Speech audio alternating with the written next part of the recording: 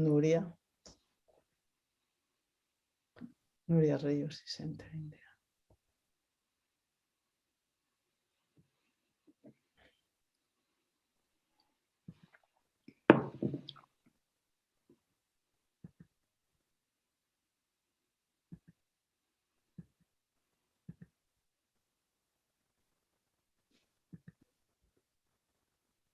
Olga is coming on now. I saw her there. And Claudia, I think, Hagedorn. Oh, hi, how are you? Hello. Hello. Hola, Olga. Hola, ¿qué tal? Hola, ¿qué tal? Hi. Hola. Hi, Olga. Qué bueno verte. Hi, how are you?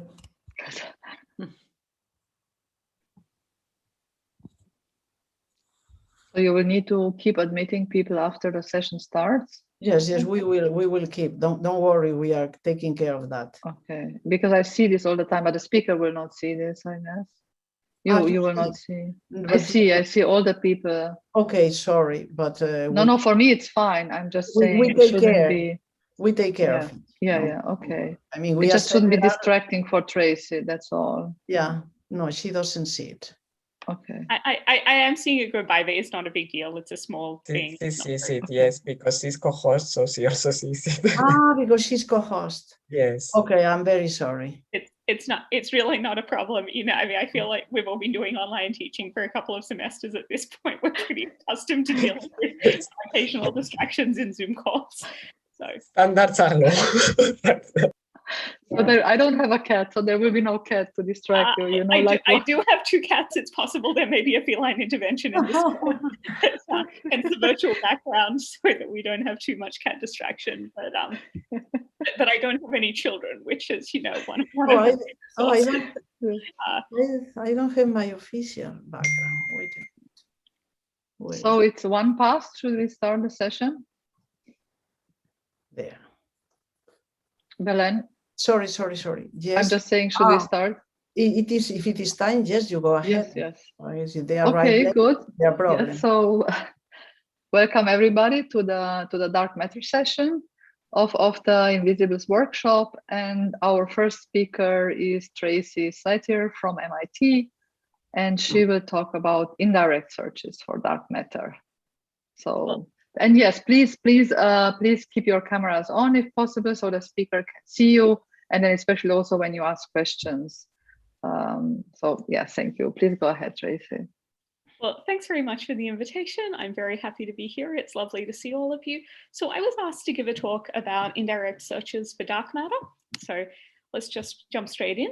I'm going to assume that people here do not really need motivation for dark matter being interesting, since this is the Invisibles conference. And so what I'm going to talk about here is just give a bit of an overview of the kind of physics that can be tested by indirect detection. And I'll explain my definition of indirect detection, which is rather broad. I'll try to give you sort of a lightning survey of the current constraints that we have on various interaction structures between dark matter and the standard model. I will then give a very brief outline of a selected set of current excesses and anomalies, things that we don't understand in the direct detection data. And then time permitting, I'll give you a slightly more in-depth update on one of those excesses, which is the galactic center excess that I've spent a fair bit of time working on. Okay, so what do I mean by indirect detection? I think of indirect detection as what the name refers to, indirect searches for the products of dark matter interactions with the standard model that are not gravitational. So the classic indirect detection signal is the dark matter particles colliding with each other could produce visible particles, and we see those visible particles or their decay products in detectors on Earth. So this dark matter annihilation process can have an actual benchmark in classes of dark matter models where it sets the abundance. So the picture here is that there was a lot more dark matter in the early universe. Annihilation depleted its abundance to what we see in the present day. If that was the scenario, and it's not the only possible scenario, but if that happened, then it tells you that we needed an annihilation cross-section for dark matter in the early universe of about 2 × 10⁻26 centimeters cubed per second to get the observed dark matter abundance today. So again, this is not a guarantee.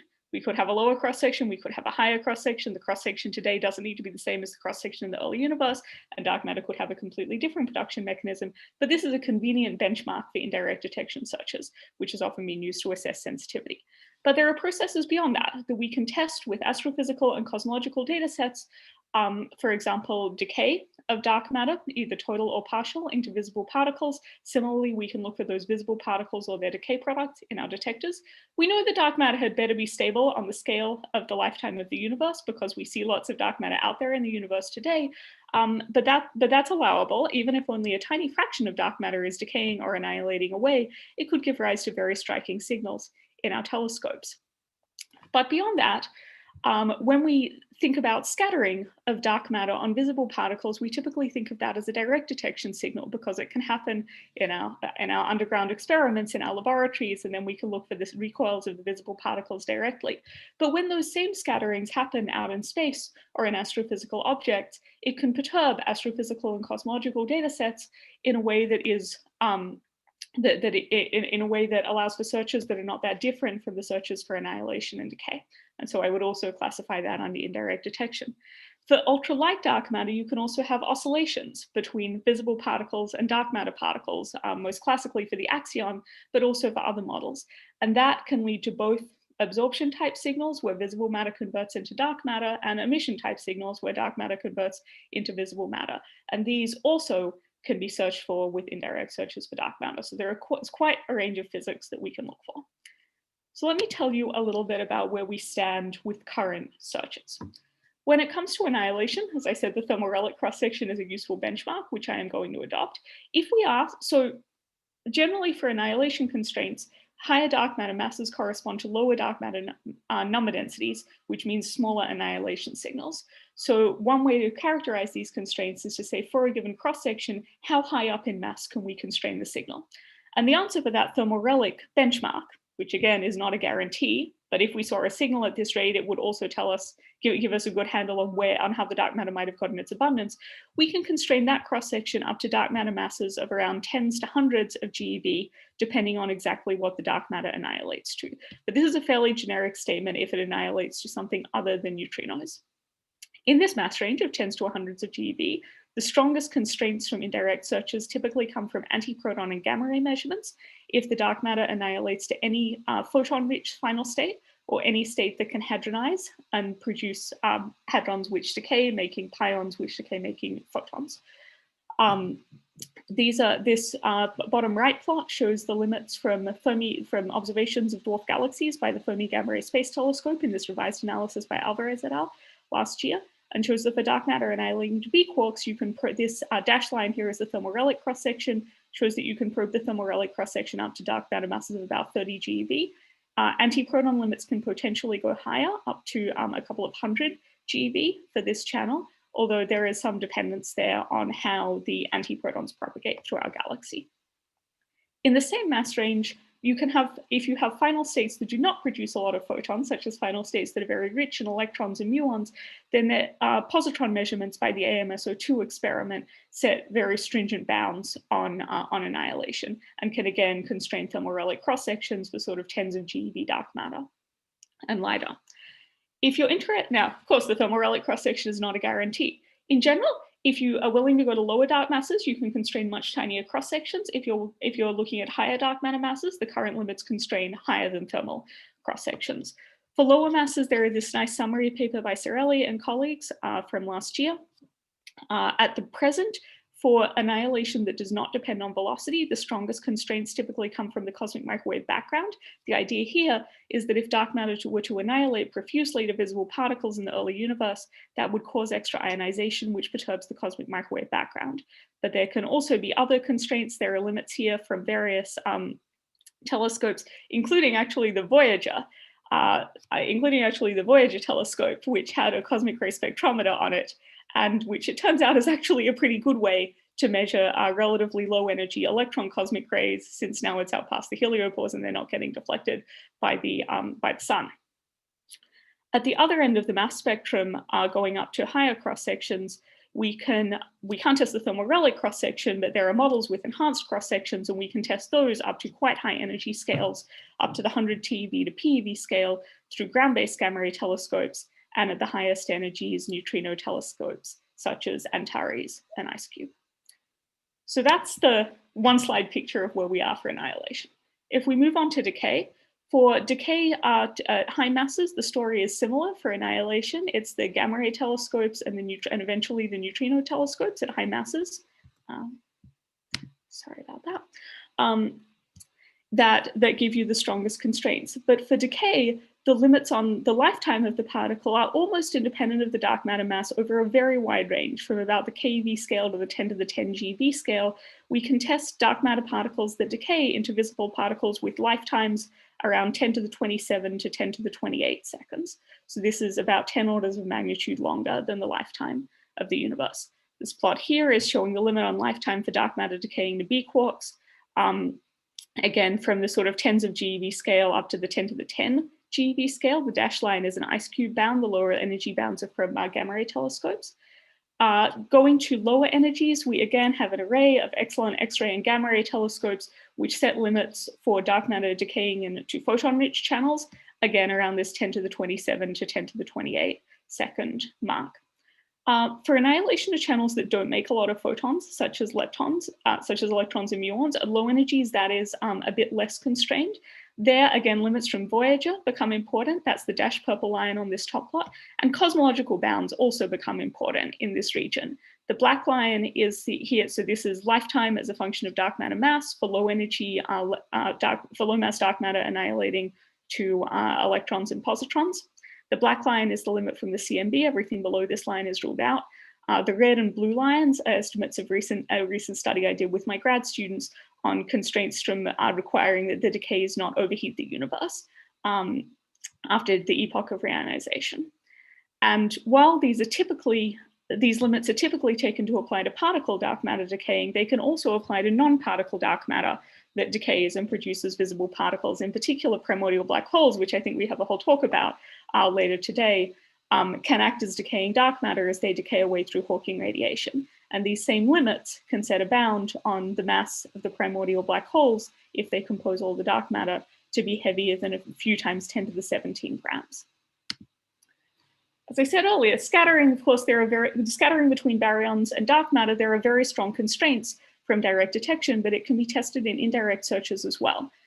Typically, direct detection experiments are really good. So indirect searches tend to act to fill in the gaps where for one reason or another, direct detection experiments lose sensitivity or lack sensitivity. For example, because the cross-section is so large that it's actually hard for the particles to get to our experiments.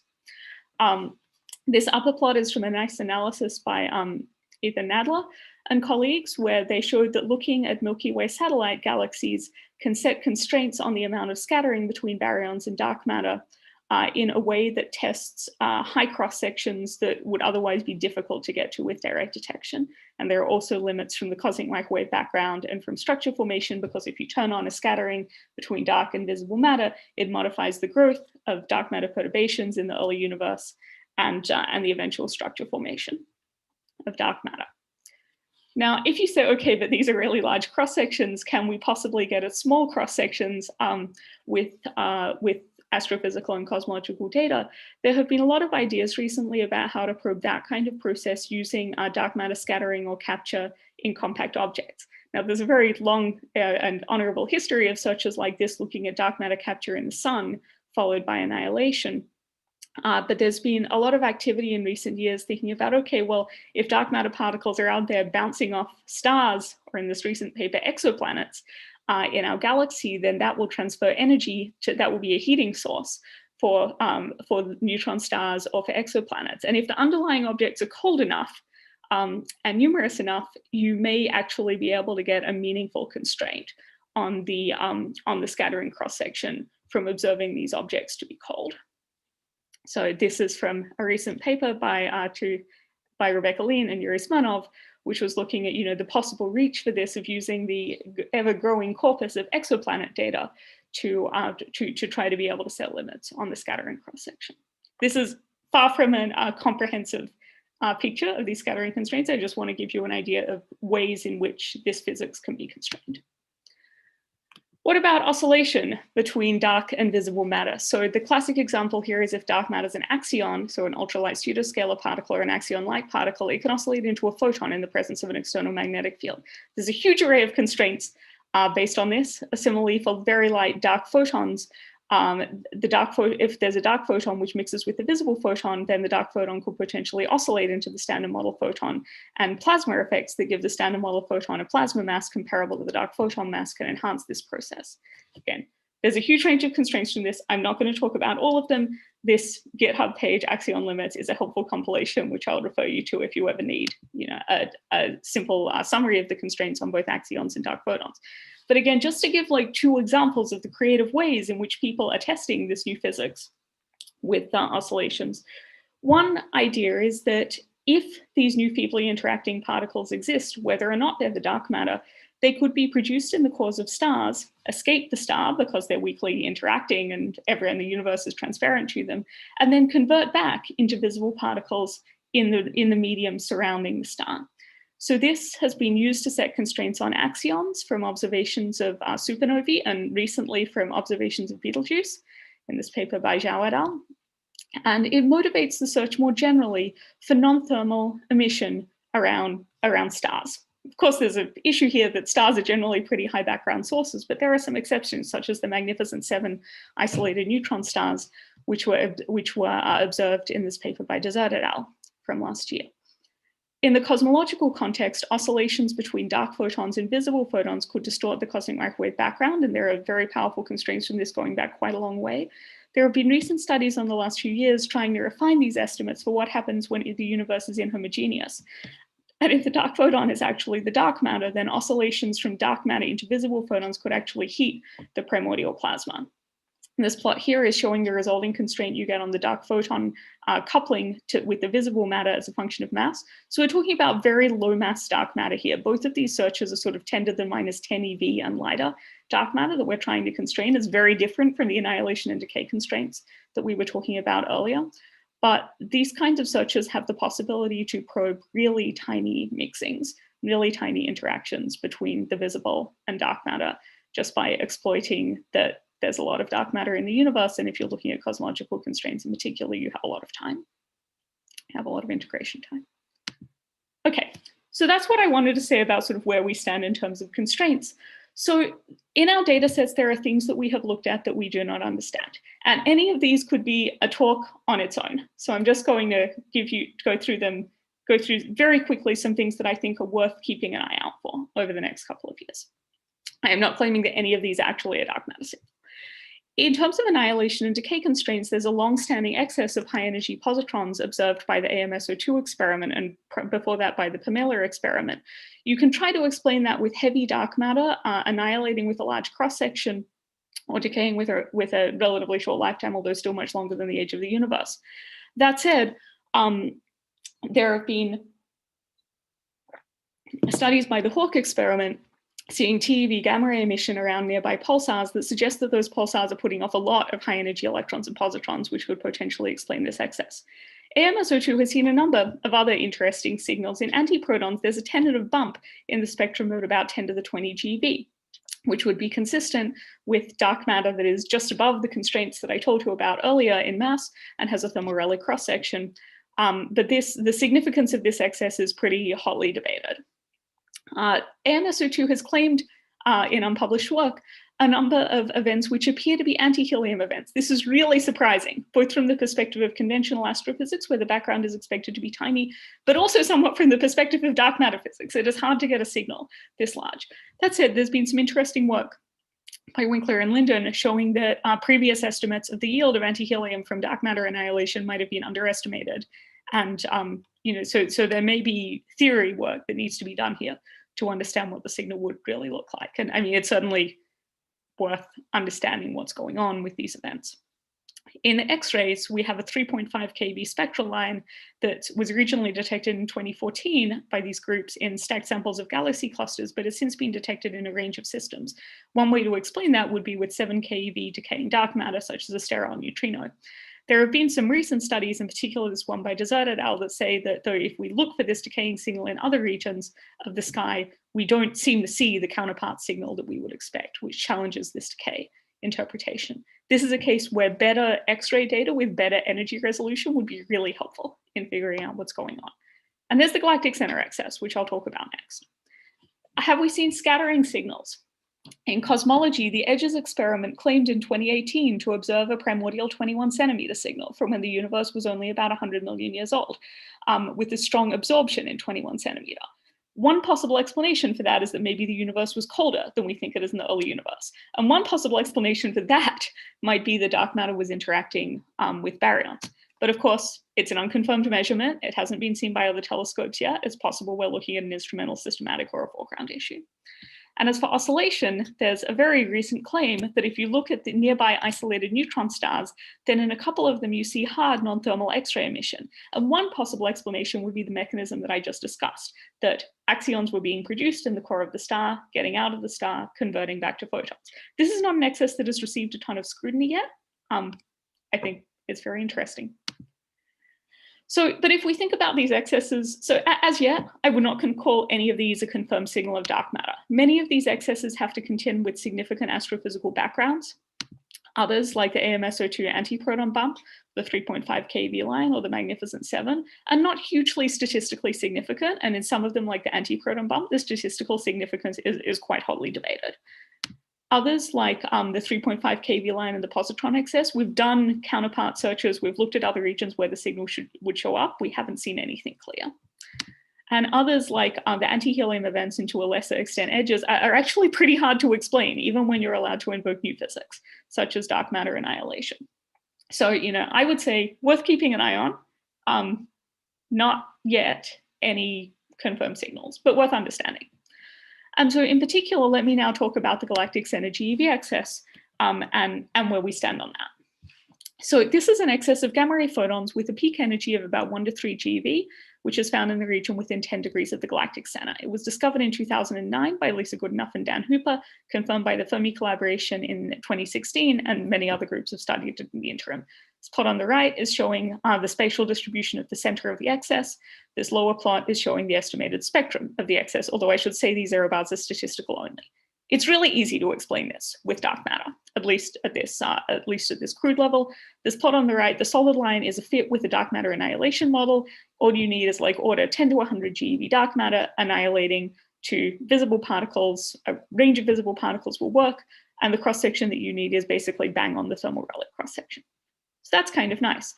But there are other plausible explanations, and in particular, the other dashed lines on this lower plot show the observed spectra of pulsars from Fermi. And you can see that the spectra are quite similar, and the difference is mostly at low energies, where the systematic errors, which are not shown on this plot, are the largest.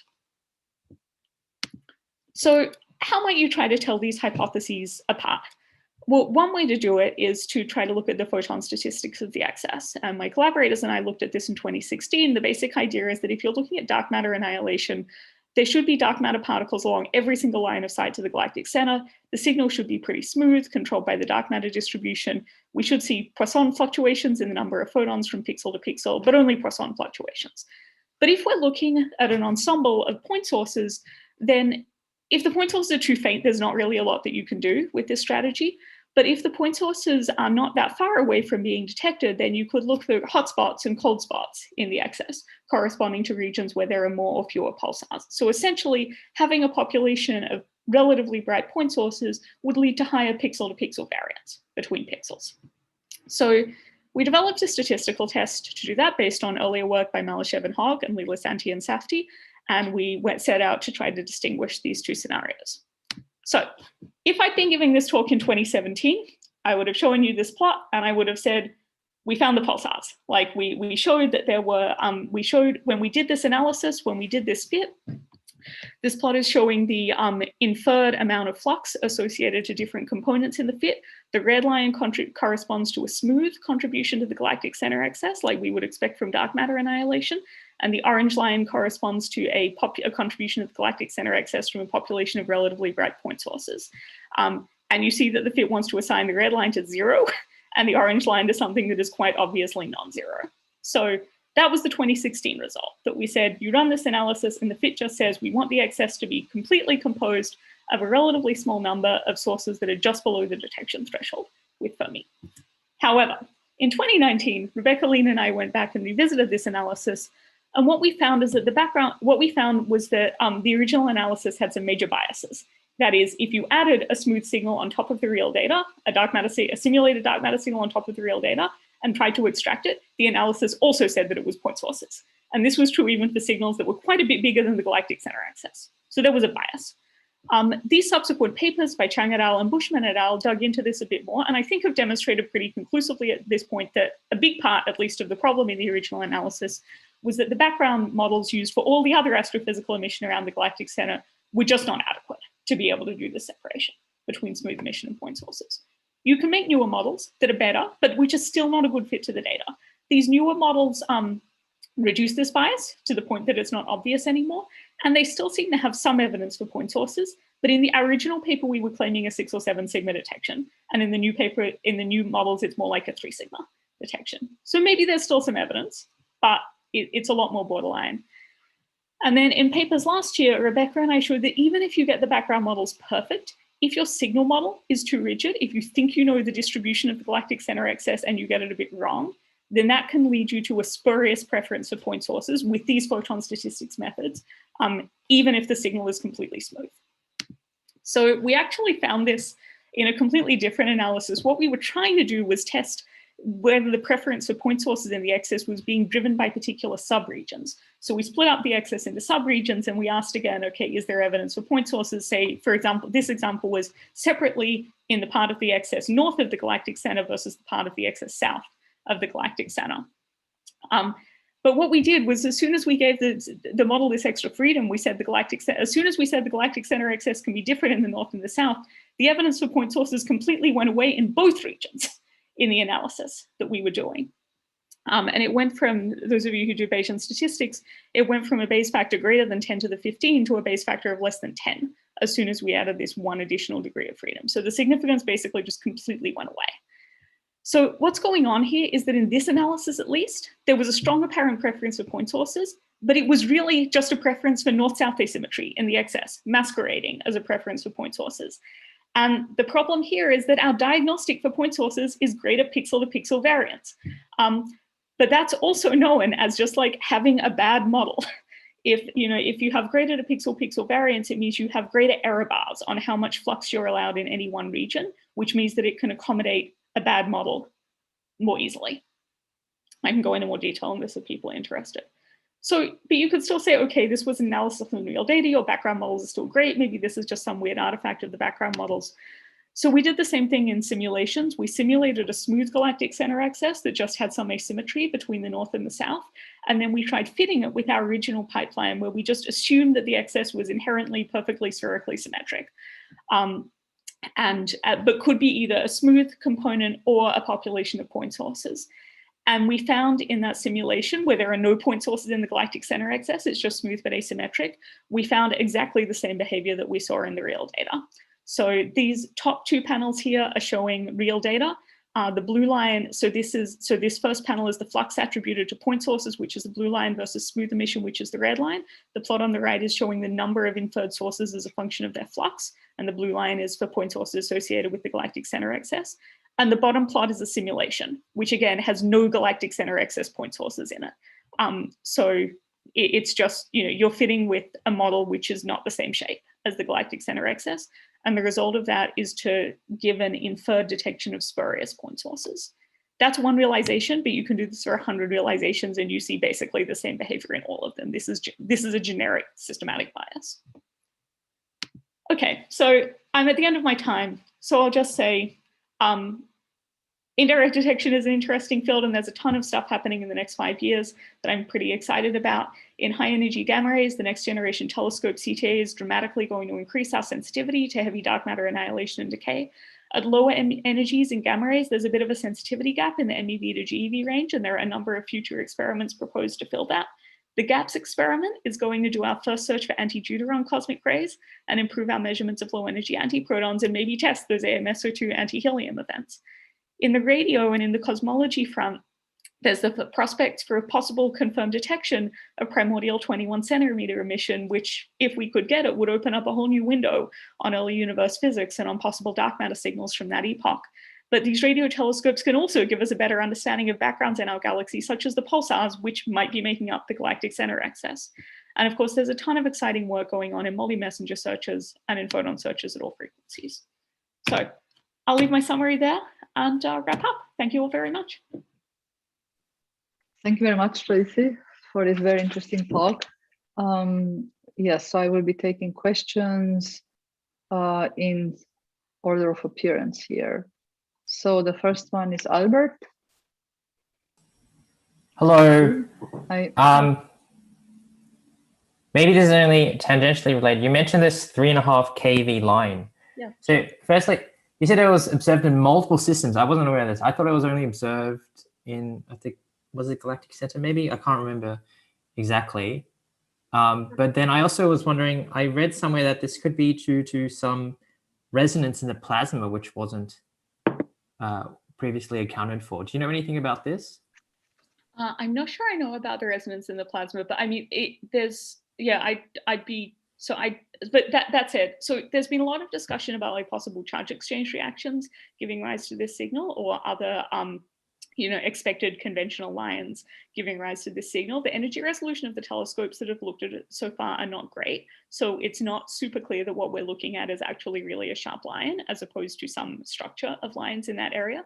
The typical significance of this signal is, in the various places it has been seen, is also only about 4 sigma. So it's hard to get a ton of information out.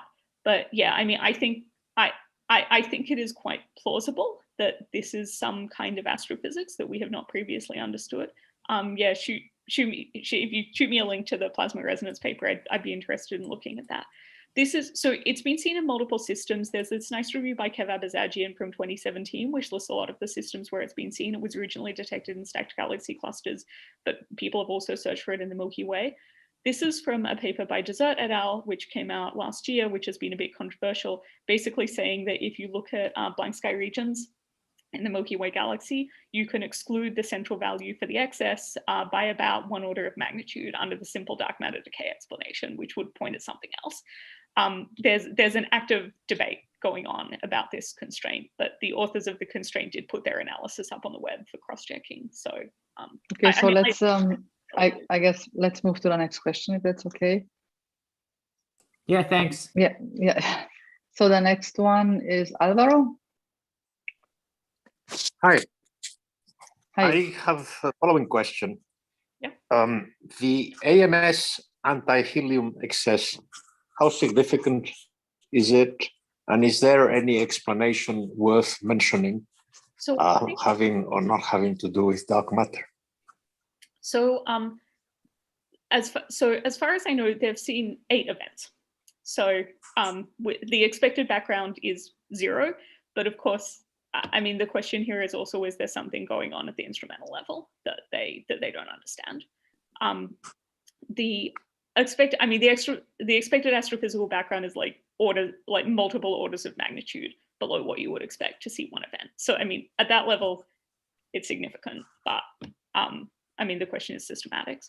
So in terms of how you could explain it, there have been these 2 papers. So one is that maybe you could have like antimatter clouds or antimatter stars, but you need them to be pretty close as far as I understand it. So that's pretty hard. This Winkler and Linden paper I thought was interesting. Basically, they argued that when we do the dark matter signal calculations, you might be missing that the production of lambda B bar baryons could, in the annihilation process, that these can decay and make fairly copious anti-helium, and that this process might have been neglected in the usual generators. So they argued that in at least some generators, but there are discrepancies between Pythia and Herwig here, you might be able to get a signal that was large enough that AMS02 could see it plausibly. So maybe, but we're now at the level where whether you expect a signal or not really depends like on what event generator you use and the detailed simulation in Pythia and Herwig. Okay, so let's move to the next question. Jörg. Yeah, so at the end, you basically showed that rejecting the dark matter interpretation of galactic center excess is a bit premature. But what would you say is the best shot to make a clear distinction between point sources like pulsars and?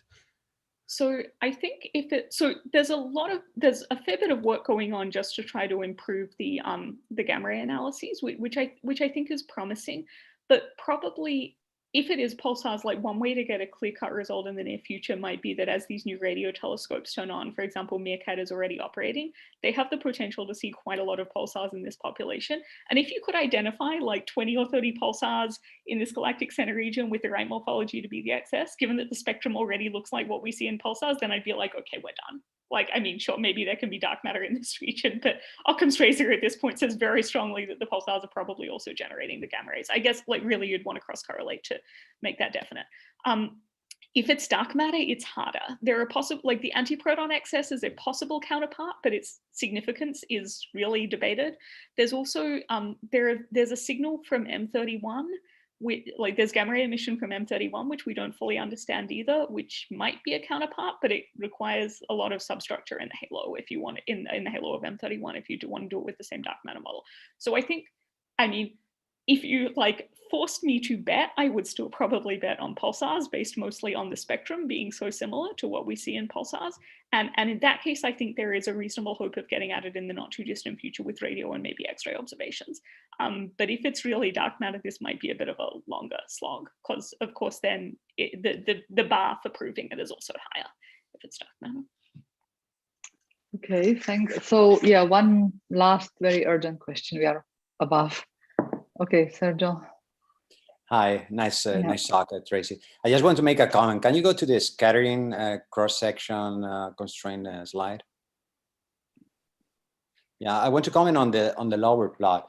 So I just want to say that the reach that is claimed in this paper on the mass is way overestimated by at least about 2 orders of magnitude. And so basically all those curves should be moved to the right, very close to 1 GeV, maybe a bit lower than 1 GeV by at least a factor of 200 or so higher in mass. And this is well-known literature for more than 30 years. And it was a recent paper where actually I wrote myself and Rawir Garani, where we saw that I mean, they are cool searches, but this paper way overestimates the reach. Okay, thanks for pointing it out. That's good to know. Much appreciated. Yeah, I thought it was a really cool idea and just yeah, no, the idea is cool. It's simply that assumes that dark matter can evaporate, wouldn't evaporate with masses about few MeV, and that is wrong. It cannot evaporate. It would evaporate with masses around 1 GeV or so. Okay, thanks very much. I will update the slide for next time I talk about this. Thanks, Sergio. Okay, thanks everyone again, and especially Tracy for the talk and the discussion. And now we move to the PhD forum. So maybe the first speaker can share the slide. Yes, and of course we all applaud virtually for maybe directly. Yeah, sorry. Yes, so the first talk is by Jan Tristam Acuna, and maybe you start since we are already a bit late. Okay, so good afternoon, everyone. Yeah, so can you hear me? Yes. Okay, so yeah, again, so good afternoon, everyone. And first of all, I would like to thank the organizers for giving me this opportunity to speak in this PhD forum. So here I will talk about our work, which concerns the study of a particular realization of an interacting multi-component dark sector. So here we extended the standard model gauge group by introducing this additional dark U1 gauge group, which is responsible for an additional dark U1 gauge interaction mediated by massless dark photons. So also we have these dark fermions, which are charged under this dark U1, but are singlets under the standard model. So owing to the conservation of the dark U1 charge, these dark fermions are stable and hence they can be dark matter. So on top of these gauge interactions, we have these portal interactions, which allow the dark fermions to talk with standard model fermions via heavy scalar messengers. And so as you can see here, we have defined a class of models wherein a particular realization can be specified by providing the portal couplings, the gauge coupling, and the masses of the particles in the dark sector. So of course, it is just natural to ask whenever we're confronted with a model of the dark sector, how does this fare with what we know about the universe? And in the literature, we have constraints coming from precision physics, collider physics, stellar cooling rates, and self-interaction limits from halo structure. So the goal of this work is to actually derive constraints on this framework from the point of view of cosmology and from direct detection constraints.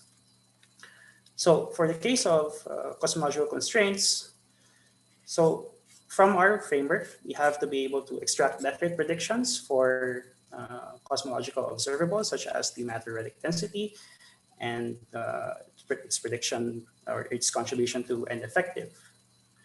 So in order to do so, one must solve a system of coupled Boltzmann equations, which typically track the number densities of the stable dark species. However, I would like to emphasize this point that in our setup, we have this peculiar feature that we have two separate heat baths. We have the visible sector heat bath and the dark sector heat bath. And in general, these two heat baths may have different temperatures. And so on top of tracking the number densities, we also have to track the temperatures of the two sectors. And in fact, if you look at the limit on N effective, it actually favors a dark sector that is colder than the visible sector.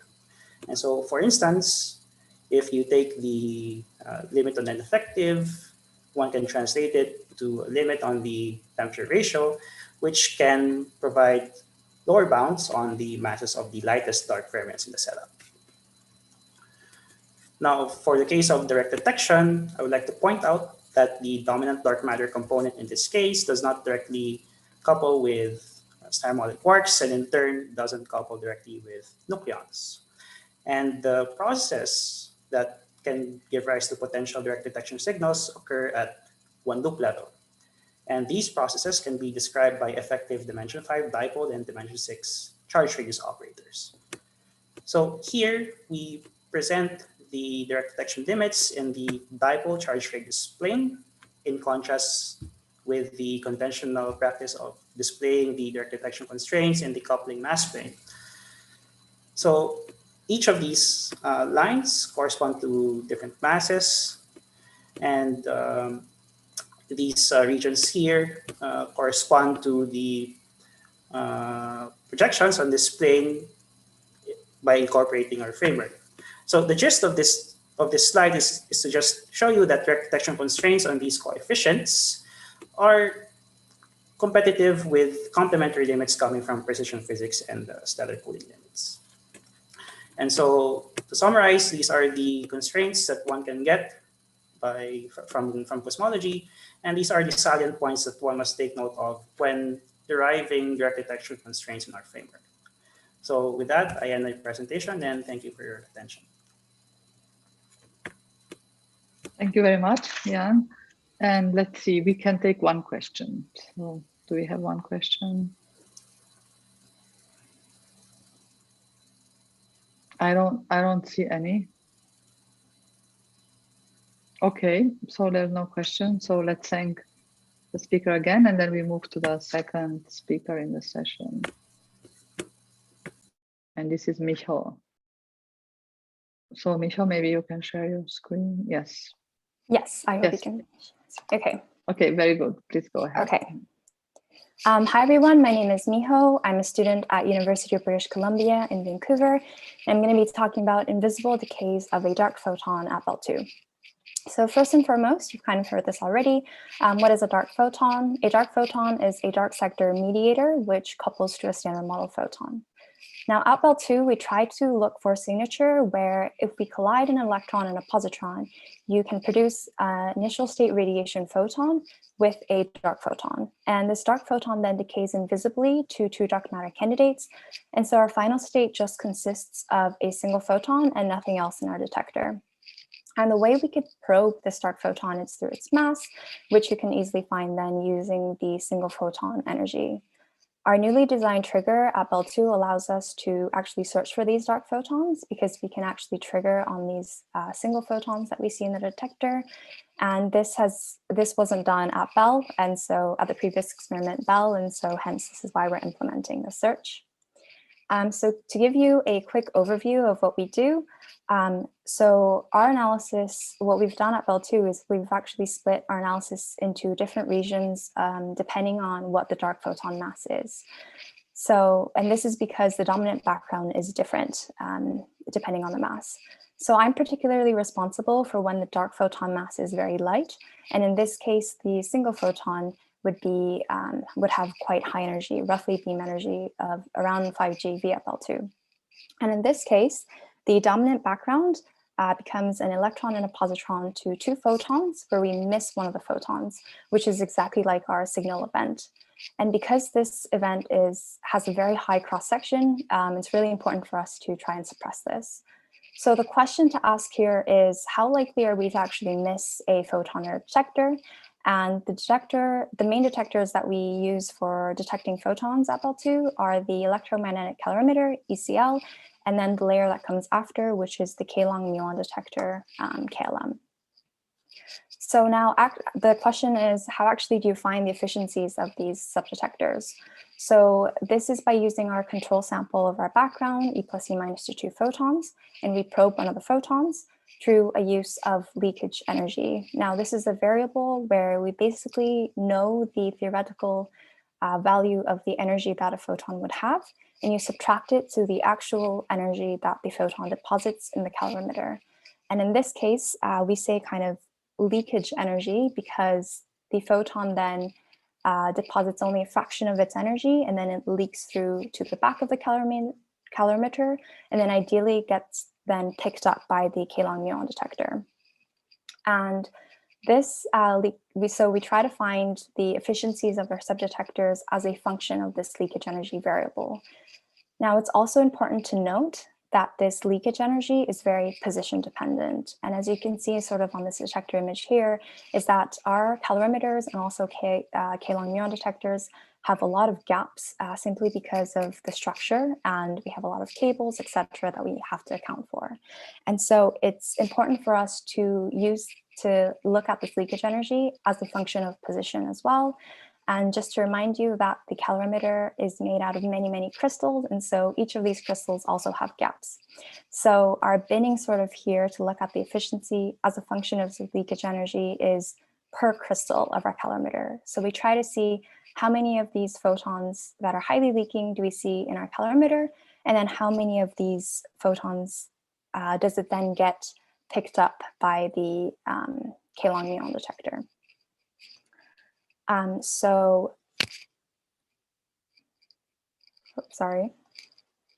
So moving on to my second part of analysis is I also try to look for the Monte Carlo and data discrepancy.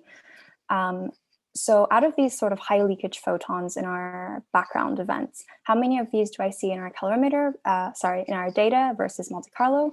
And I'm actually seeing a lot more events in data than in Monte Carlo, which actually tells us that our gap structure in our calorimeters are actually quite larger than what we actually simulate. And so my work now is to kind of find the scale factor. So how much do I need to scale my Monte Carlo to data so that I could actually quantify the amount of background that I would expect when we start unblinding for our search for dark photons by using the E plus E minus 2 gamma gamma background. So thank you for listening. And if you have any questions, please let me know. And for more information, just please check out my poster. Thank you. Thank you very much, Miho, for a nice talk. So let's see any questions.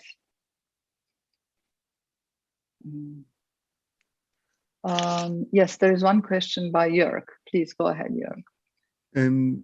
So I guess you're still taking data. So how much improvement can we expect? And is it statistics limits, or is there some systematic limits that stops you from improving? There's definitely systematic limits simply because we do have these quite big gaps. And so there's just simply no way to stop these photons from going through these cracks. But I can definitely say that as we sort of take data, for example, our K-long muon detector, the efficiency has significantly increased. And so we actually, using these 2 subdetectors, we do know that we can improve our sensitivity. But this is very still ongoing process. And you're not allowed to give a number? I can't get a number, and also not too sure if I can, but hopefully the unblinding will start soon, and so I'll be able to give an update. Okay, thanks a lot, Michael. And yes, so we move to the next talk by Ashley. And if you can share your screen, Ashley.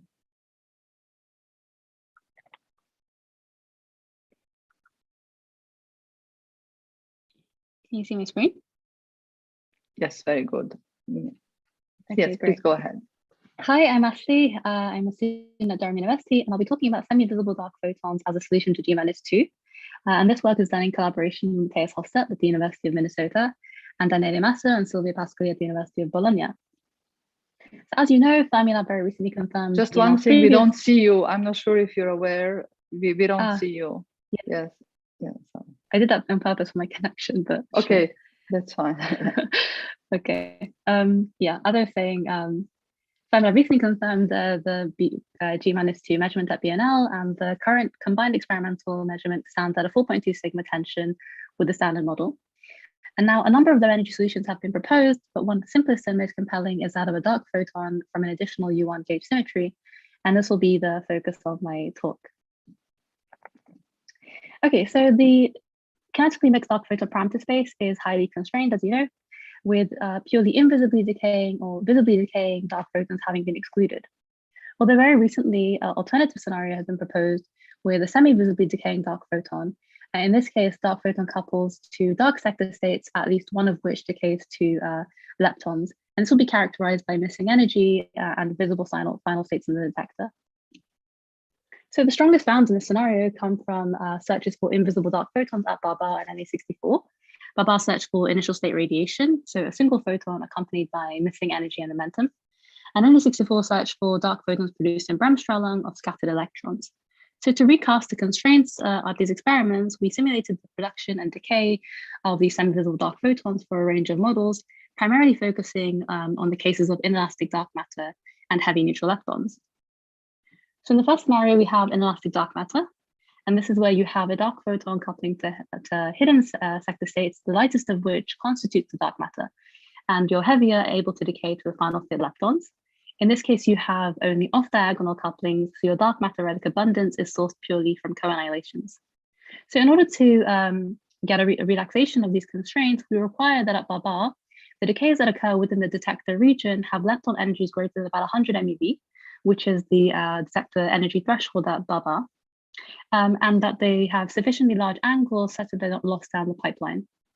At NA64, we require decays in the ECal or the HCal to have relevant to pass the relevant energy threshold for veto. And you can see on the right our preliminary result showing that the minimal inelastic dark matter model is excluded, and this is due to considerations of energy threshold. And so the final state leptons in this model are too low energy to be visible in the detector. So we thought about ways that we could rescue the situation, and one way that occurred to us is by turning on the 2-2 coupling, so you have increased visible energy in the detector. So one way of doing this is by introducing an additional neutral fermion alongside the dark fermion, both of which are pseudo-Dirac states and have small mixing such that your heavier mass eigenstate, your Chi2, predominantly consists of the dark fermion and has large couplings with the dark photon. And your lighter state has a suppressed coupling with the dark photon as it consists mostly of the neutral. In this case, you also suppress the number of purely invisible final states in the detector. And we see that in this scenario, you do indeed have increased visible energy. And we see that the parameter space opens up at between the regions of about 700 MeV to about 2 GeV, as we expected. So in our final scenario, we have dark photons coupling to heavy neutral leptons. In this case, the only distinction is that we now allow small couplings to the standard model neutrinos. And we follow a simplified version of a setup demonstrated in the previous work, which I refer you to, in which you have a pair of dark fermions and a sterile neutrino. And the dark photon predominantly decays to the heavier states N3 and 2, such that, and they decay very quickly. And we can see that in the plot on the right, we have significant relaxation of the parameter space, potentially even going as low as below 100 MeV in the Z prime mass. I will say that this is subject to NA64 shower identification uncertainties, but that's indicated by these two curves. We've also shown that with this very same model, we can show that the G-2 explanation is compatible with light neutrino masses and the other anomalies, namely mini-boons. So to conclude, I want to say that the IDM scenario has been excluded in our work due to the leptons having too low energy and they don't pass Barbar's energy threshold. We proposed an alternative scenario with pseudo-Dirac fermions and allow the dark photon to have an additional decay channel, allowing increased visible energy in the detector. And that with final state HNLs, we can get significant relaxation of the parameter space up to these uncertainties I mentioned at NA64, which I haven't gone into due to time constraints, but do feel free to ask me after, and that they can be linked to neutrino masses and the short baseline anomalies. So thank you for listening, and feel free to have a look at my poster and ask me questions later on the Slack. Thank you very much, Ashley. And let's see, do we have one question? Yes, there is one question from Tracy. Please, Tracy. Yeah. Hi, very nice talk. What kind of mass, what does the spectrum look like once you introduce the extra Dirac fermions? Like what kind of mass hierarchies do you end up needing between the various states? So it's very similar to the initial IDM in the sense that we take the same benchmark point, actually. We ask for the mass splitting between the Chi2, Chi1 states at 0.4. And it's the same for the second one. So we would like larger splittings here so that to allow increased visible energy in the detector. Okay, thanks very much. Does that answer your question? Yeah, it does. I was wondering, like, if you had very near degenerate states, if there were any constraints from like direct detection or from bounds on those states. But I guess with this splitting, you're probably pretty safe. I guess, yeah. Okay, thank you. Thanks very much. Okay, thank you again for the nice talk. And we move to the next speaker, who is Elizabeth. So yeah, can you hear stop me? Yes, hi. Great. So please, can you stop sharing, Ashley? Yeah. Okay, you should be able to see my slides. Yes, perfect. Great. Okay. Great, please go ahead. Okay, thank you very much for this opportunity. My name is Elizabeth, or Beth, and I'm a PhD student at Sapienza in Rome. I'm working on the Padme experiment, which is what I'm going to talk to you about today.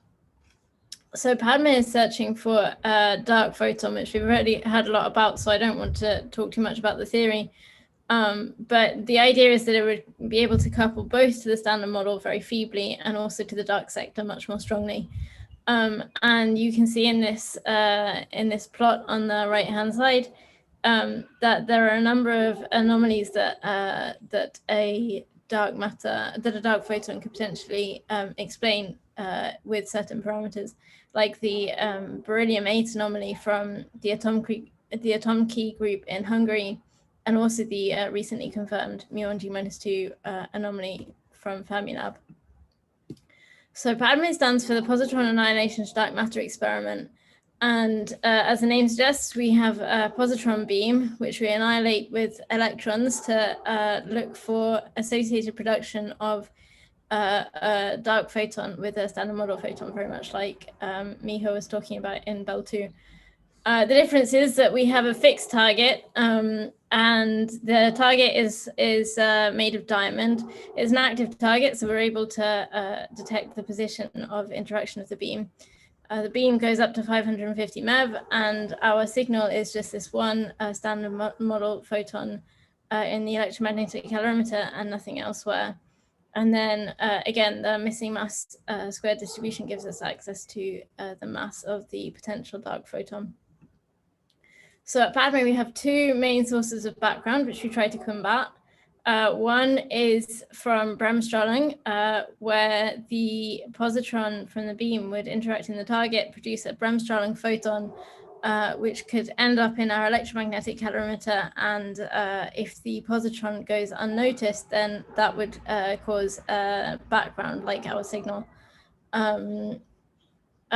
We try to combat that by having a positron spectrometer, a positron veto, so that we detect that the positron veto is placed inside a magnetic field so that the positron from the beam is deflected into the spectrometer, and we can measure it. And if it is in time with a photon in the electromagnetic calorimeter, then we can veto that as bremsstrahlung. Our other main source of background is 2 or 3 photon annihilation, where we don't detect 1 or 2 of the photons. So to try and combat that, we've built our electromagnetic calorimeter to be as hermetic as possible. We've given it the highest granularity that we were able to, so that we could distinguish 1 particle from 2. And we have worked very hard to increase the energy resolution of the detector. So this is the current status of PADME. You can see at the bottom the picture of the experiment. This is inverted with respect to the schematic that I showed before. So the beam is entering from the right-hand side. This green thing is our PADME magnet, and then the calorimeter sits at the back here. We've had 2 data taking runs so far. In our last data taking run, we got almost 6 times 10 to the 12 positrons on target. In the first data taking run, we got a similar number, so we managed to collect more than 10 to the 13 positrons on target in total. And we're now in data analysis mode, trying to analyze all the data from these two runs. These are our physics goals. So with the PADME beam, so with the beam that we've got up to 550 MeV, thank you, we're able to probe dark photon masses up to about 24 MeV, which is much lower than a lot of other experiments that are currently working to look at similar models. So this is this pink region is our projected exclusion region with 10 to the 13 positrons on target. We hope to be able to exclude couplings down to 10 to the -3.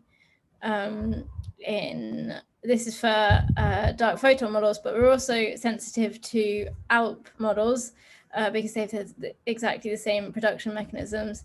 And this is the projected exclusion plot for ALP models. So that's basically my talk. Thank you very much. If you want more information, there's a lot more in my poster, or you're welcome to ask me questions now or on Slack. Thank you very much, Beth. Very nice talk. Yes, do we have any questions now? Then I would have a question on those couplings. Those seem pretty high couplings, or compared to other constraints, or maybe the first, yes, exactly, the E square. Well, maybe.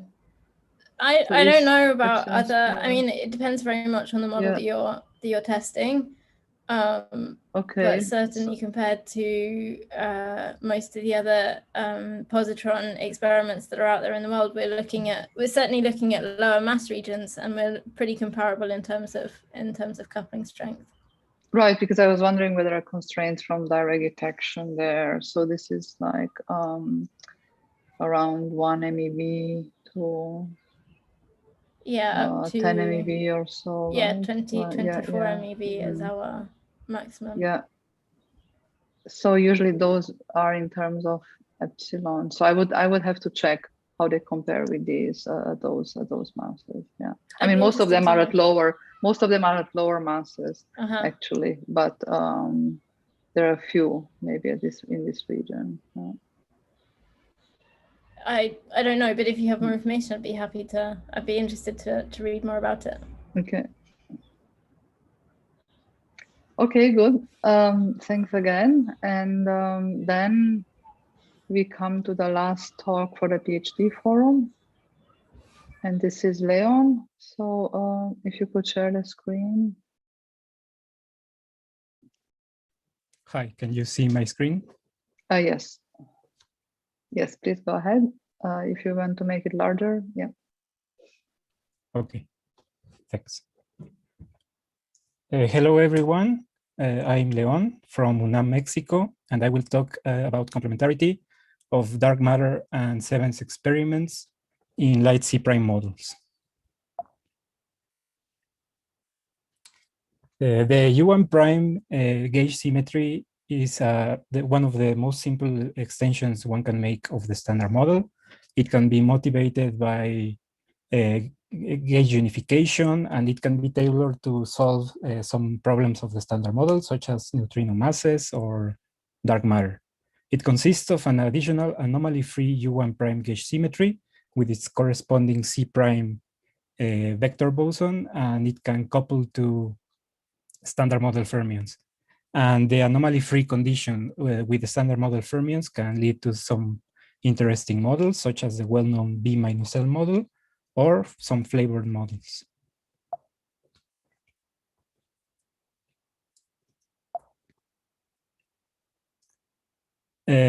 One way to prove the C-prime couplings with standard model fermions is through the measurement of Seven's cross-section. And one of the forthcoming experiments to measure this cross-section is the SBC experiment, which consists of a superheated argon scintillating bubble chamber with 10 kilograms of detector material. There are two phases of this experiment planned, one for dark matter direct detection at SNOWLAB and one for Seven's measurement at reactors. With the plans to scale this up to a ton scale dark matter detector. The projections for the sensitivity of these experiments can be seen here. For dark matter direct detection, it is sensitive in the low mass region of dark matter below 10 GeV, and we can see that the 10 kilogram detector is competitive with super CVMS, for example, and the ton detector will go down to the neutrino floor. And for the Seven's cross-section measurement, we can translate it to a C prime G prime exclusion sensitivity that is below the current sensitivity of coherence. In these U1 prime models, we can extend them very easily to account for dark matter with vector-like fermions to respect the anomaly cancellation conditions.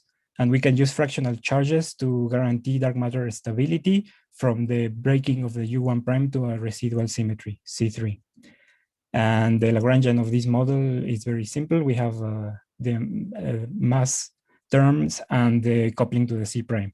And this C prime portal can account for the relic density determination and direct detection phenomenology of the dark matter.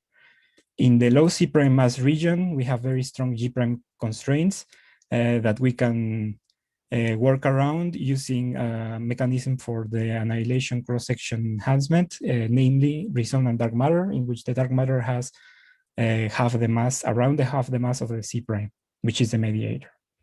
Using this model and the constraints from experiments, we can see these results. We have these constraints from coherent experiments, the Seven's cross-section determination.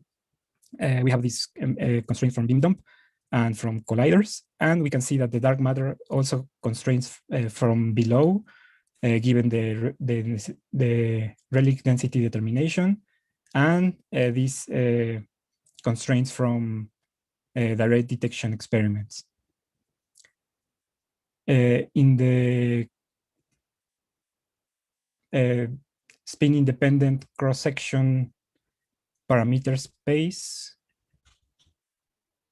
we have these constraints. We can see that we have these, the very same constraints from coherent, the sensitivity of SBC, and the sensitivity of SBC in dark matter direct detection.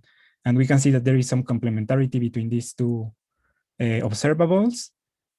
And most of the allowed parameter, the future remaining space is below the neutrino floor.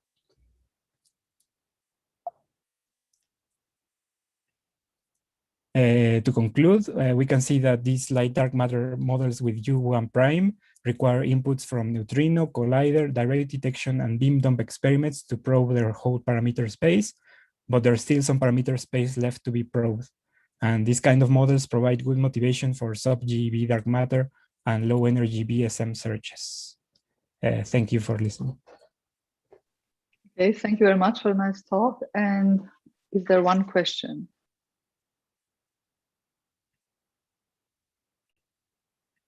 Okay, so I don't see any. People can still post later on Slack.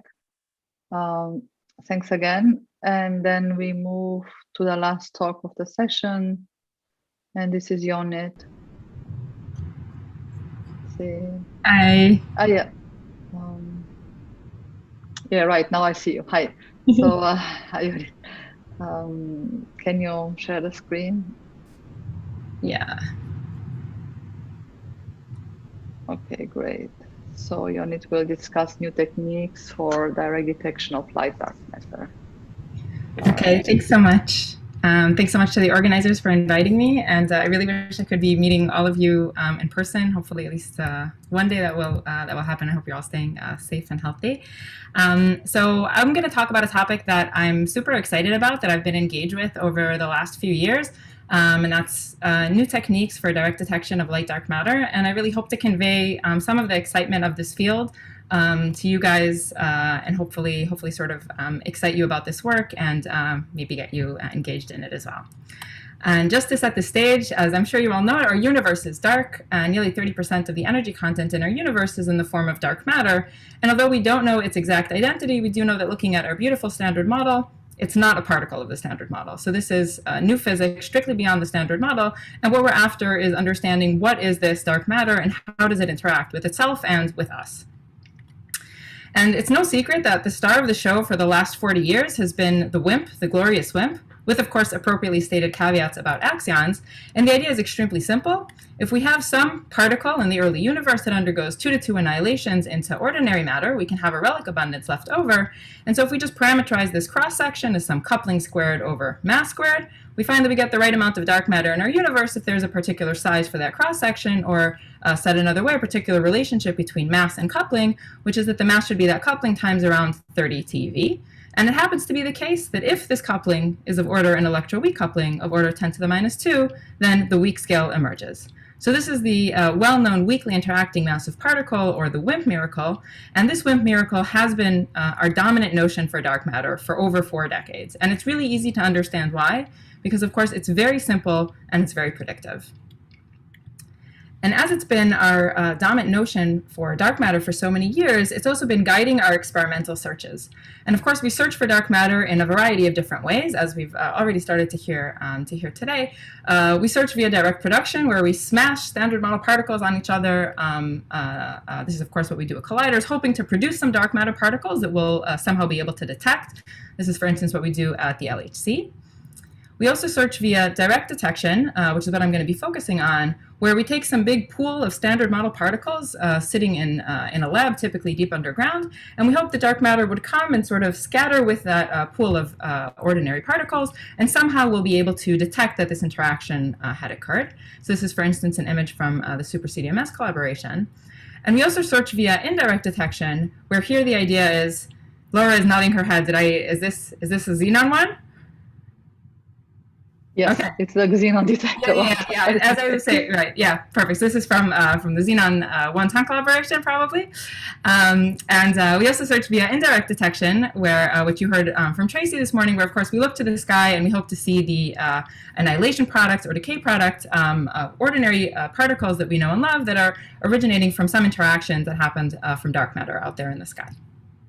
And so we've been searching for some time, and as you know, we haven't yet detected dark matter. And this is true on all of these different frontiers. Our experiments are getting increasingly sensitive and really doing an incredible job at probing the WIMP parameter space, but we haven't yet detected dark matter.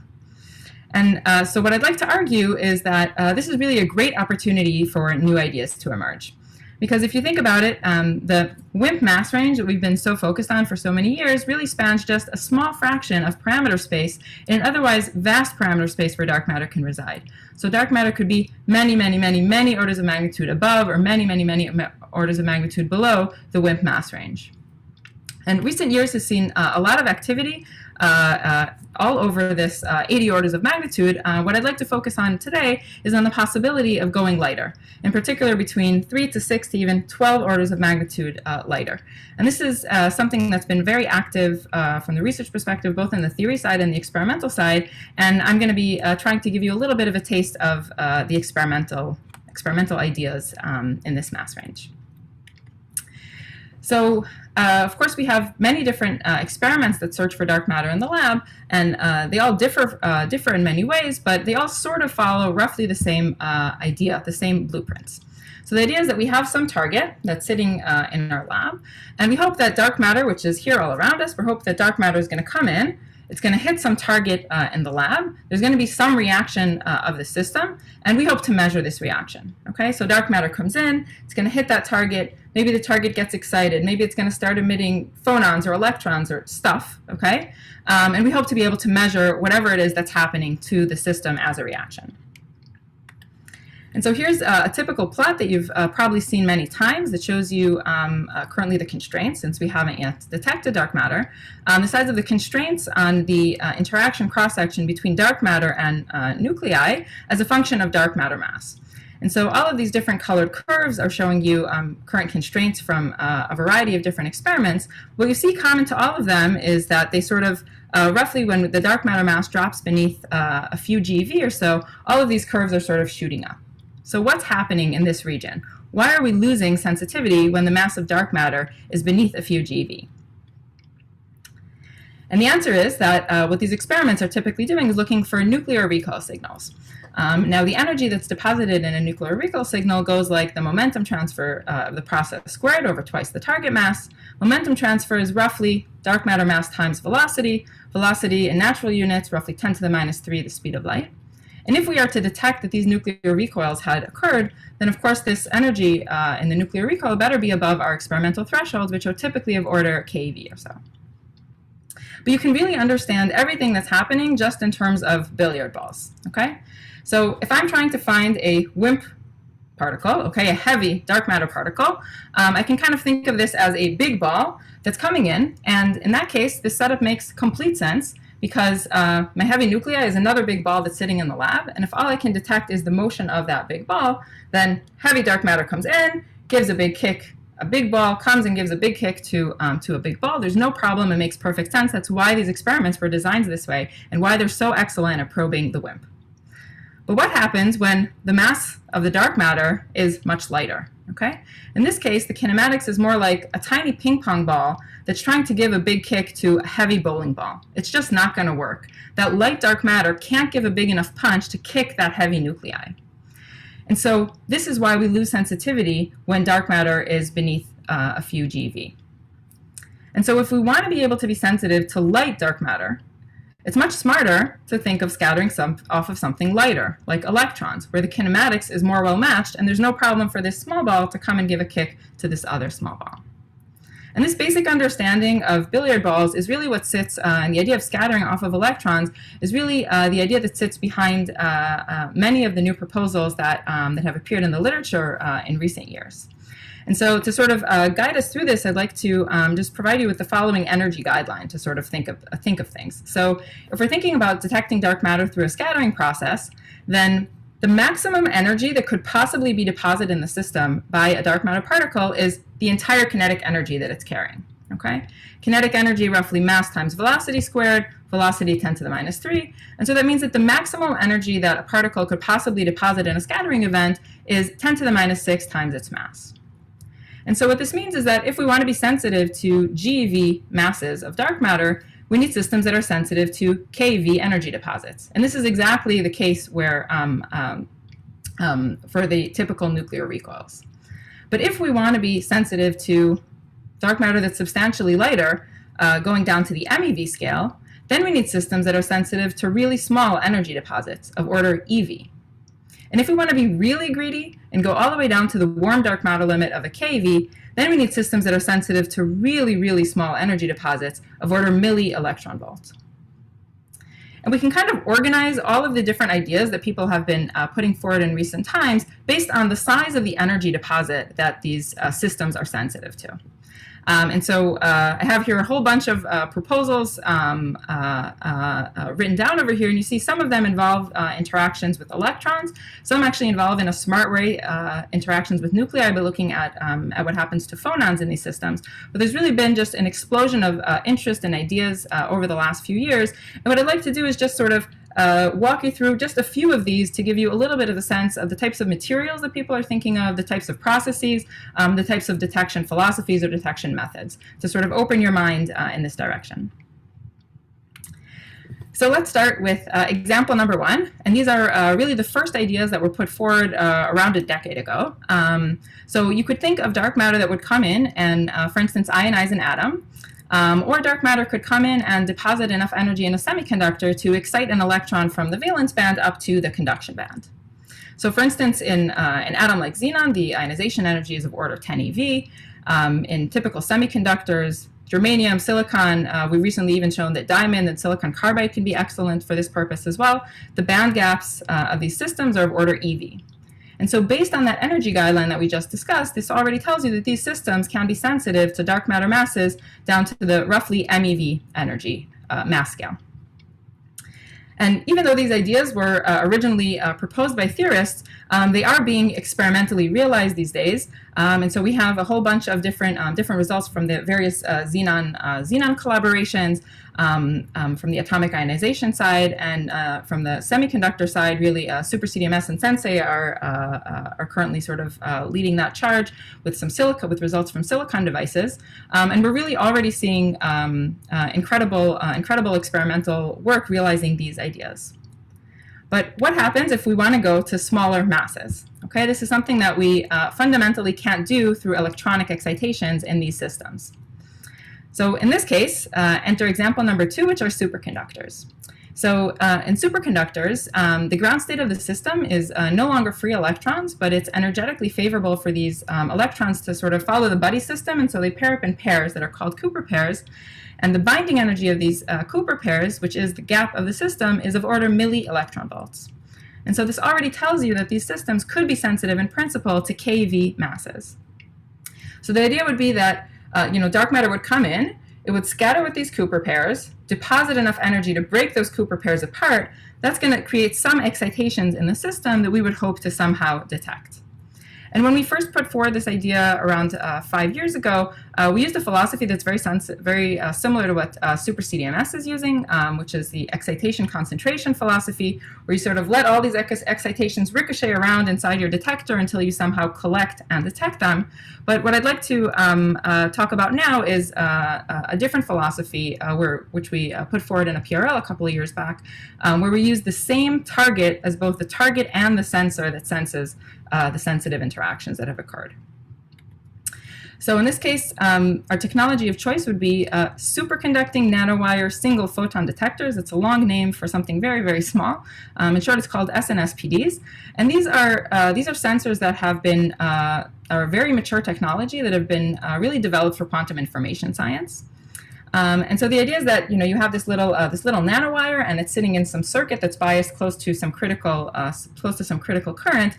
And the idea is that with dark matter would come in, deposit enough, ram an electron, deposit enough energy. That's going to create a hotspot in this nanowire, which then creates a resistive region around this nanowire as the electrons diffuse away, and then that's going to result in a voltage pulse that we can then read out. And essentially, what we've proposed is just to take this very mature technology from a different field of research and apply it for the first time for the dark matter hunt. And so we basically propose to use these nanowires simultaneously as the target of electrons with which dark matter can interact, and simultaneously as the sensitive sensor that senses that this interaction had occurred.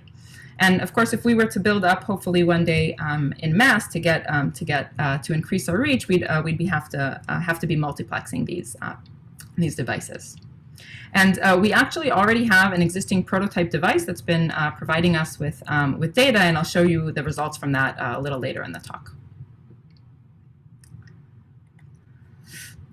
So far we've discussed a few ideas that would enable us to get down to the MeV scale and the keV mass scale. But what about directional information? So if you think about using if what we're detecting are secondary particles, then we might lose directional information. So if you think about, for instance, what Super CDMS is doing, or the original bulk superconductor idea, where I sort of let these excitations ricochet around inside my detector until I sort of collect and detect them, I'm losing directional information about where that incoming dark matter was coming from. And directional information, directional detection, has long been recognized as a very powerful tool in the search for dark matter, because it enables us to separate signal from background and gives us a daily modulation of our signal. And so it would be really nice if we could somehow retain that directional information. And this is something that we can at least have a hope of doing if what we do is observe a primary particle, the primary electron with which the dark matter had interacted. And this is something that we can hope to do with two-dimensional targets. And I'm going to tell you the story in the context of graphene, but just keep in mind that something very similar could be done with these nanowires, which are two-dimensional devices as well. So my example number 3 is these two-dimensional targets, in particular graphene. So graphene is a two-dimensional material, and it has vanishing band gap, but I actually don't have to use any of the beautiful properties of graphene.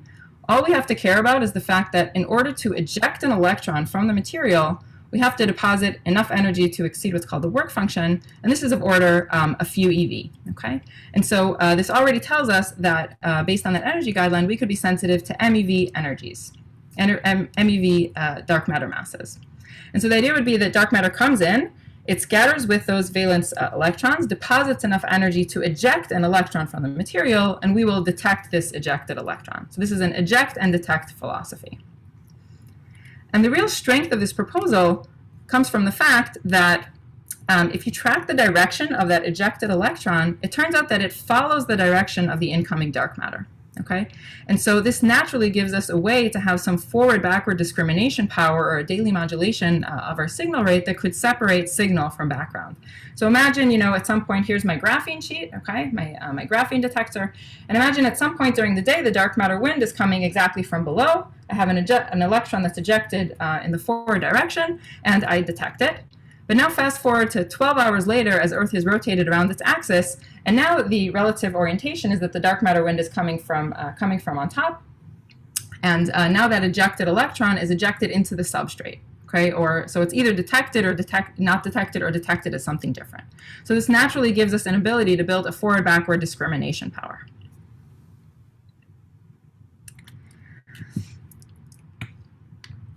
And you might think that it's crazy to ever think of acquiring and building a detector that's made of a large amount of mass of graphene, until you find out that there's an experiment that plans to do just that. So there's an experiment that's called Ptolemy that was originally proposed to detect relic neutrinos through their capture on tritium, and it turns out that they intend to have their tritium sitting on around 0.5 kilogram of graphene.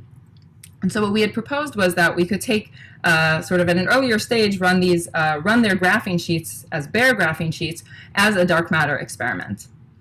And this idea has actually been officially adopted by the Ptolemy collaboration, which, as you see down here, is now also officially an experiment for directional detection of MeV dark matter. And as a theorist, for me, it's certainly very fun to be part of an experiment as well. Okay, so I've given you guys a bunch of different examples of different target materials and different philosophies for how we can detect these dark matter events. But of course, anytime you have any material, what you have to do is go ahead and compute the rate. How many events am I going to see, and what does this tell me about what I can expect to reach within dark matter parameter space? And the rate has a bunch of different factors. There are parts that care about the target density and about the flux of the incoming dark matter. A lot of it comes from, you have to understand the properties of your target, where condensed matter physics often comes in, and of course the strength of the interaction, which is where the particle physics sit. And here's an example of the expected reach that you could hope to have for dark matter scattering with electrons as a function of dark matter mass. This is a plot I pulled from a community report that we put together a few years back. And what you see over here, all of these different curves are showing different projected reach for a variety of different proposals. And so let's just take a look for a second at these all of these curves that are sitting up here, where you see sort of loose sensitivity at the MeV scale. These are all of the different ideas that have roughly EV energy gaps in them. And so amongst them, the green up here is showing you the graphene proposal. And what you see compared to others that are of similar potential, it does better than some, worse than others. But importantly, amongst those, it's really the only one that has this potential for directionality, which would be so important were we to hopefully see a signal. And down here in dotted green, you see the projected reach for superconductors, which really has an amazing reach. And to show you that this isn't science fiction, as I said, we already have an existing prototype device. So we have an SNSPD, a little nanowire made of tungsten silicide. It's really tiny. It's just around 4.3 nanograms. We know that it was sensitive to 0.8 EV thresholds, possibly lower, but we know for sure that this was at least its threshold.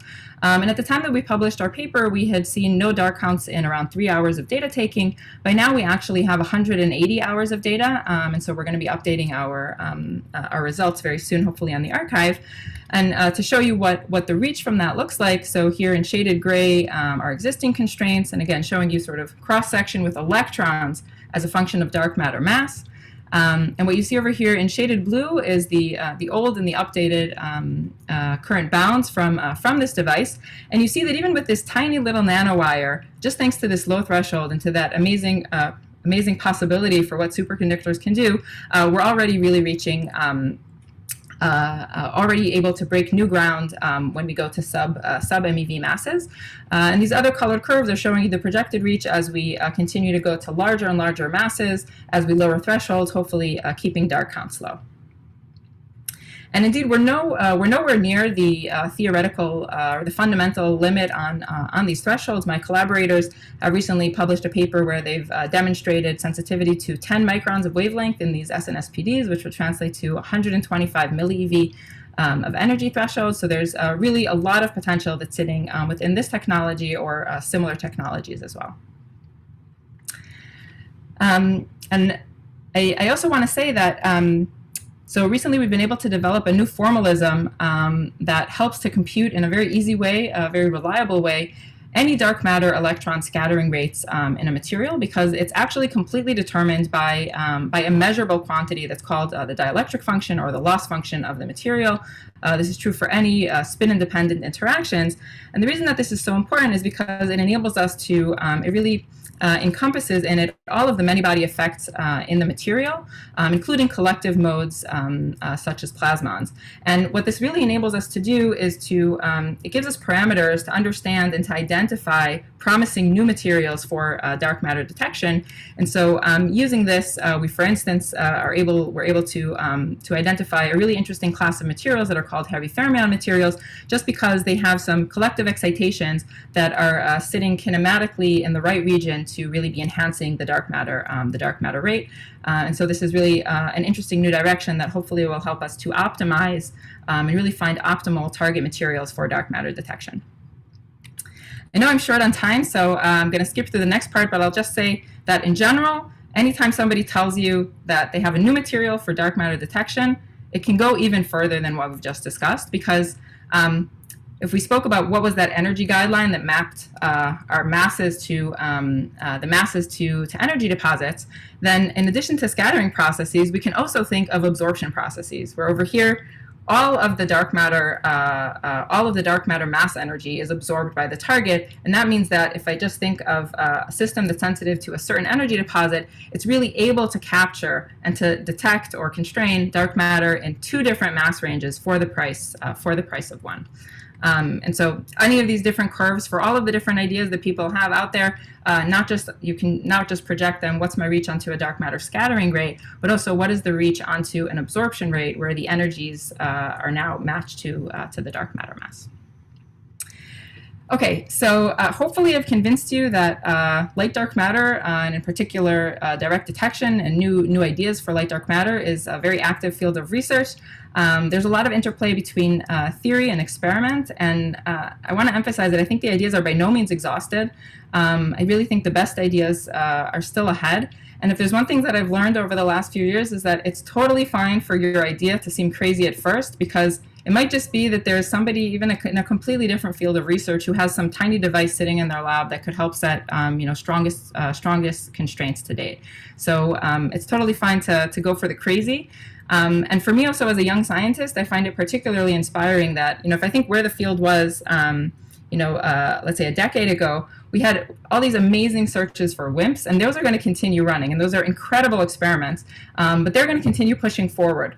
And if we had, if we had to think about what's going to happen for sub-GeV dark matter, we just didn't really have a good sense. And just looking at all of the different ideas that have been coming forward in recent years, it's just such an active field, a lot of fun. And this is really something that theorists and experimentalists are working on together. I really feel like hand in hand. And in fact, it's not so much even just particle physicists. It really interfaces different regions of physics, condensed matter physics, quantum information science, as well as precision measurements and AMO. And so it's really been a lot of fun working on this. And maybe I'll just end by saying that if you have any crazy new ideas, you're very, very welcome to be in touch. And thank you so much for your time.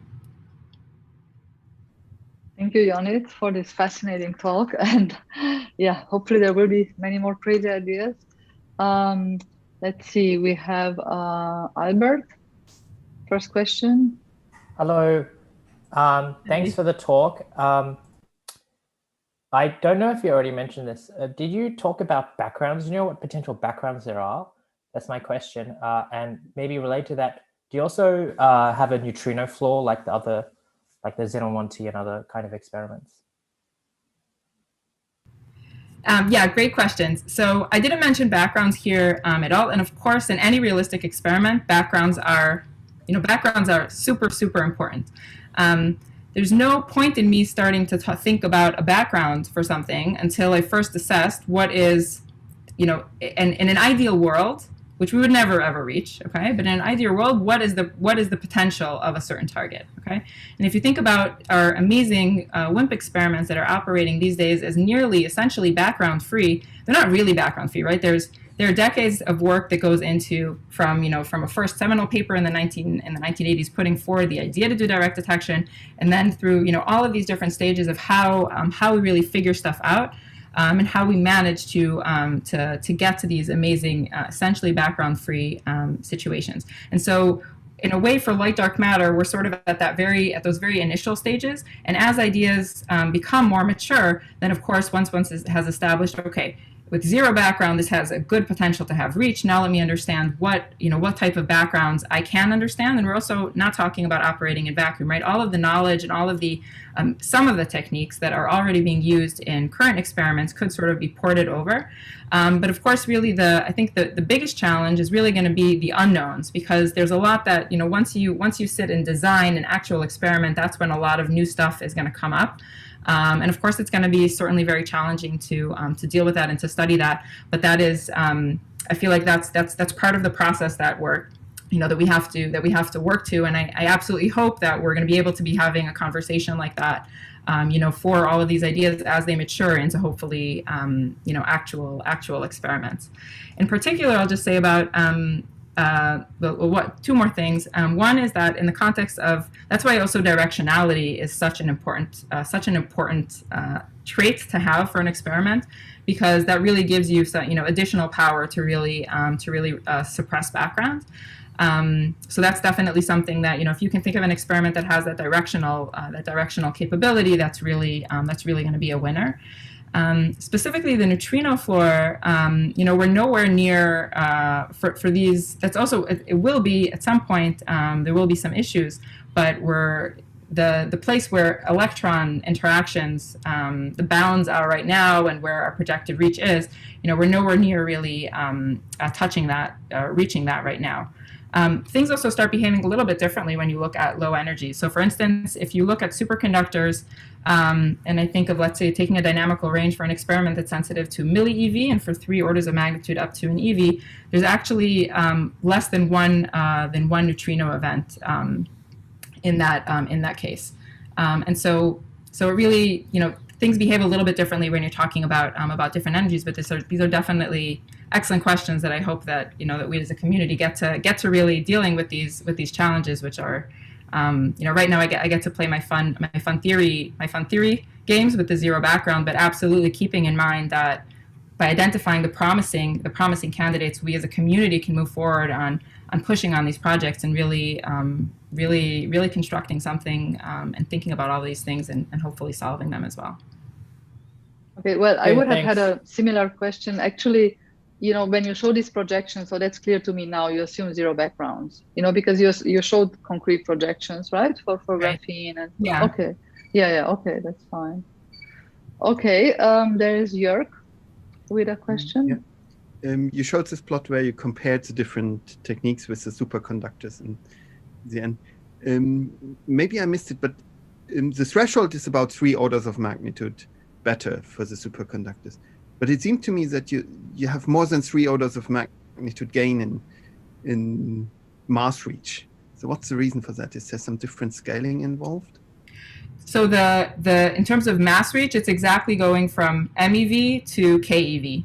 So it is exactly the EV threshold versus the milli-EV threshold. Okay. So that part matches. You gain a lot also pushing down because especially for light, if you think of a dark matter scattering that's being mediated by a light mediator, then what you get a large enhancement to your rate from the fact that you're able to detect those low energy deposits or those small momentum transfers. So the fact that you sort of win twice by getting that lower threshold. Okay, thanks. Okay, any other questions? So I don't see any. Again, you can ask later or on Slack. So let's thank Yonit and all of the speakers again. Thanks. So I think now, well, probably we still should come back at 5 p.m., right? 5 So we p.m. can take 21 minutes of a break. Is that okay, Belen? Yes, perfect. So we are there at 5. Very good. At 5. And the posters will be rolling on the screen in case you want to catch some and go to Indigo. But yes, see you at 5. Okay, and thanks again for the great talks. And thanks for the sharing too. Yeah, it was very hard. Thank you. Thank you very much.